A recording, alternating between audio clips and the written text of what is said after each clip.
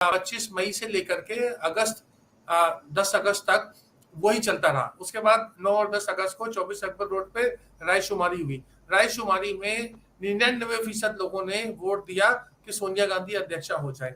अब इस पार्टी या इस संस्कृति या इस कल्चर को आप क्या कहेंगे?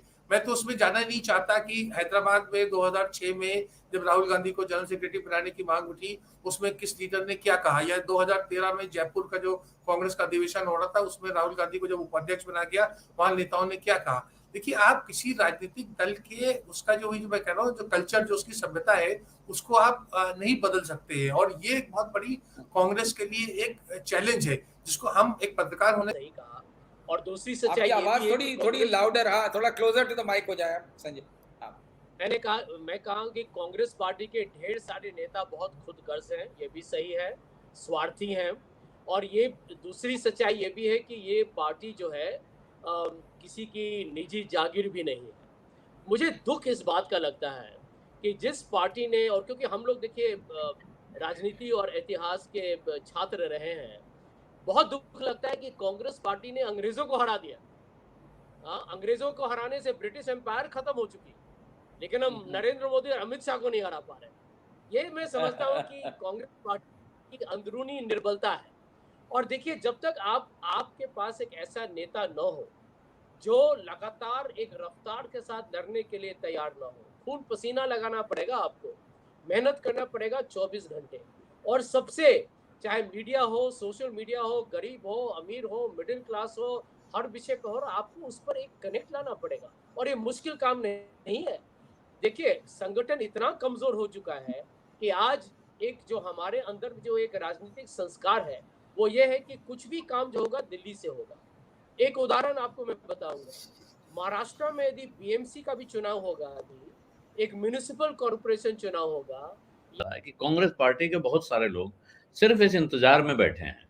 और बहुत सारे लोगों ने कहा भी है, नहीं देखिएगा, ये सरकार बहुत गलतियां कर रही है और ये सरकार अपनी गलतियों के बोझ में ही दब जाएगी।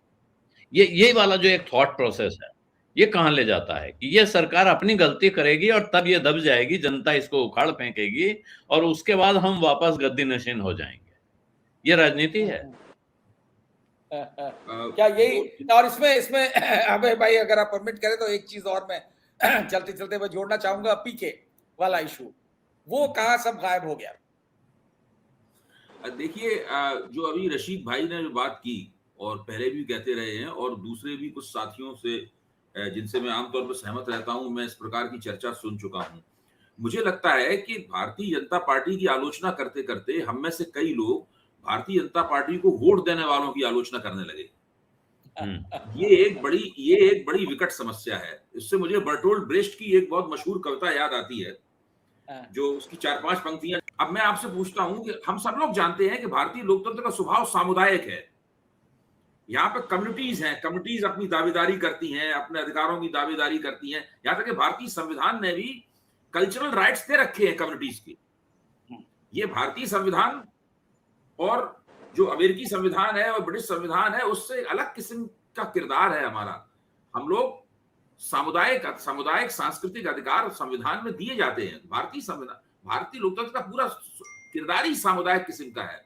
क्योंकि सामुदायिक किरदार है, इसलिए सोशल कोलिशन जिसके पास जबरदस्त होता है वो चुनाव जीतता है। बहुत तेरे कारण होते हैं चुनाव जीतने में। आप ये क्यों नहीं देखते कि भारतीय जनता पार्टी उत्तरोत्तर अपनी तमाम गड़बड़ियों और बदकारियों के बावजूद उत्तरोत्तर अपने सोशल कोलिशन को बढ़ाती चली जा रही है। और इसमें सब लोग हिंदुत्ववादी नहीं है। इसके अंदर जब 1984 की भयानक पराजय के बाद जब भाजपा के 2 लोग रह गए थे, तब के.एल. शर्मा कमेटी ने उसकी जांच की थी पराजय की। वो रिपोर्ट सबके लिए उपलब्ध है, मैंने भी उस रिपोर्ट को ध्यान से पढ़ा है।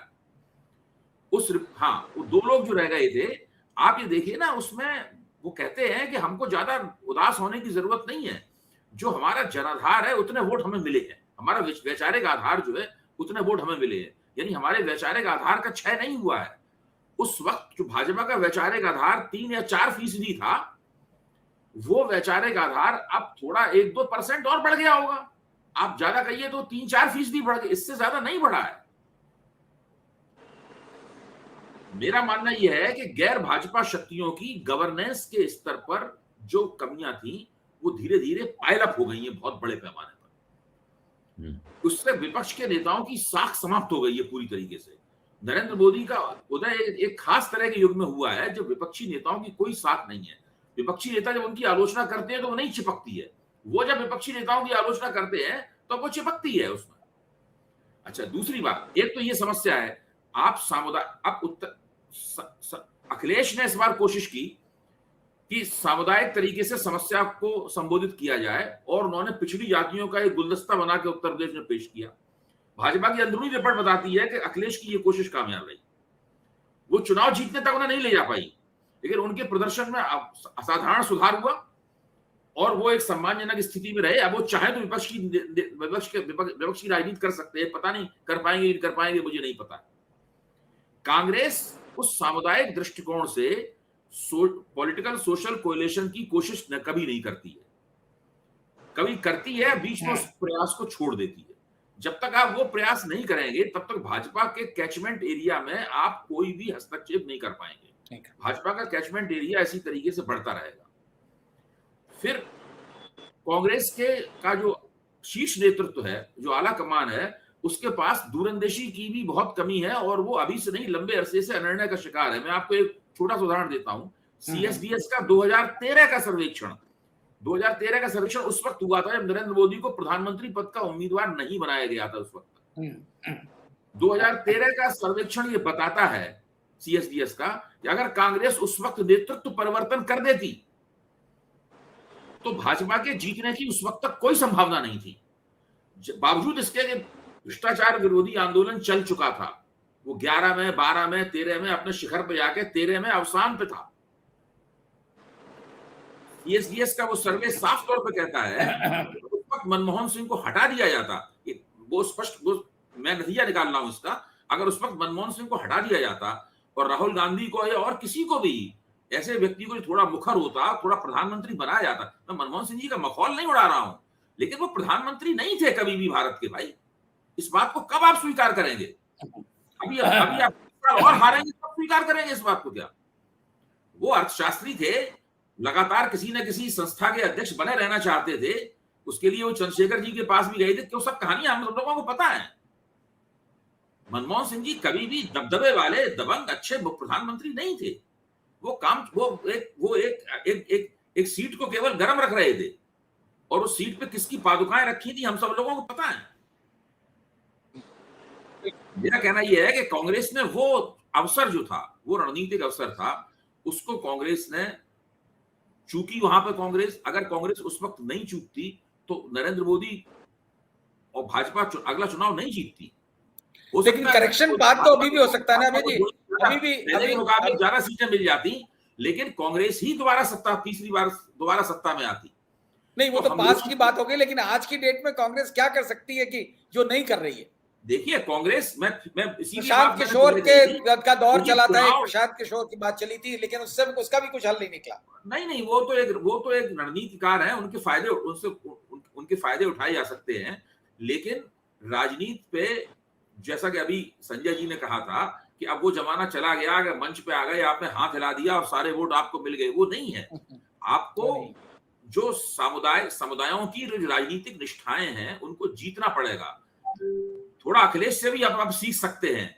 अखिलेश ने वो समुदाय जो पिछले चुनावों में जिन्होंने एक तरफा भाजपा को वोट दिया था, उनके वोट भाजपा से छीनने में सफलता प्राप्त की है इस बार। और मायावती से आप नकारात्मक शिक्षा ले सकते हैं। जो मायावती का जनाधार था, उसका बड़े पैमाने पर वो कांग्रेस में वो भाजपा में चला गया इस बार। भाजपा की रिपोर्ट यही सब बताती है। हम सब लोग ये राजनीतिक यथार्थ हैं। सामुदायिक दृष्टि से अगर आप चुनावी गोलबंदी को अप्रोच करेंगे तो आप कुछ हासिल कर सकते हैं और भाजपा के जनाधार में आप सेंध लगा सकते हैं। अगर आप वो सेंध नहीं लगाएंगे कभी भी, तो केवल इसलिए कि हमारा नेता कितना खूबसूरत है, वो कितनी अच्छी हिंदी बोलता है, वो कार्यकर्ता से मुस्कुरा के बात करता है, वो उसकी साड़ी कितनी सुंदर है, वो देखिए वो आ गया, उसने कमाल कर दिया, वो देखिए वो सब जीत ले गया, उसने क्या रोड शो किया है, इन सब बातों से थोड़ी ना होता है। हम सब लोग इन बातों को जानते हैं, फिर हम लोग इन सब बातों से मुगालते में क्यों पड़ते हैं? बिल्कुल भाई देखिए, नरेंद्र मोदी केवल भाषण की वजह से नहीं जीतते, पन्ना अमित शाह पन्ना प्रमुख करने से जीतते हैं। वो लोग आरएसएस वाले और भाजपा वाले बहुत मेहनत से पर्दे के पीछे कंसिस्टेंटली, रिलेंटलेसली, बिना आराम किए हुए लगातार अपने सोशल कोएलिशन को बढ़ाते रहते हैं। अगर कोई नेता उनके पास आता है दूसरी पार्टी छोड़कर, तो इसलिए संतुष्ट होकर नहीं बैठ जाते कि अपने साथ वोट ले आएगा। वो उसकी जनता के साथ में एक स्वतंत्र संवाद करना शुरू कर देते हैं। नेता भी देखता है कि ये हमारे बराबर का प्रतियोगी नेता पैदा कर रहे हैं हमारी कम्युनिटी में। भाई एक स्वामी प्रसाद मौर्य, ये सब लोग, दारा सिंह चौहान क्यों छोड़ के आए भाजपा? ये तो मंत्री पद पे बैठे हुए थे, क्योंकि उन्हें साफ दिखाई पड़ रहा था कि भाजपा ने इनके समुदायों में इनके खिलाफ एक समांतर नेतृत्व खड़ा करना शुरू कर दिया है।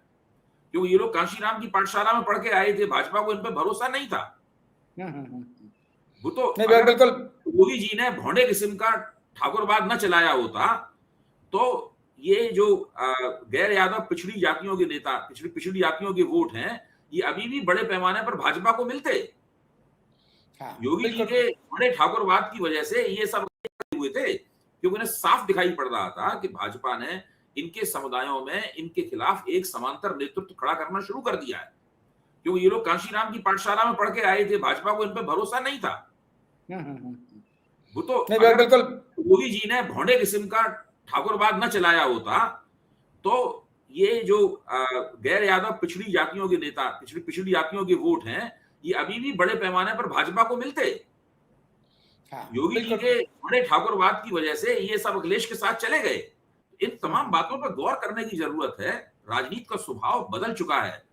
जिस तरह कम्युनिस्ट पार्टियों का आंदोलन करने का तौर तरीका रिडेंडेंट हो गया है पूरी तरीके से, अब किसान आंदोलन और मजदूर आंदोलन की वैसी राजनीति प्रभावी नहीं रह गई है। उसी तरीके से कांग्रेस को भी अपना राजनीति करने का रवैया बदलना होगा। और ये एहसास कांग्रेस को बहुत जरूरी है, आपने सही कहा, और ये एहसास होना कांग्रेस को बहुत जरूरी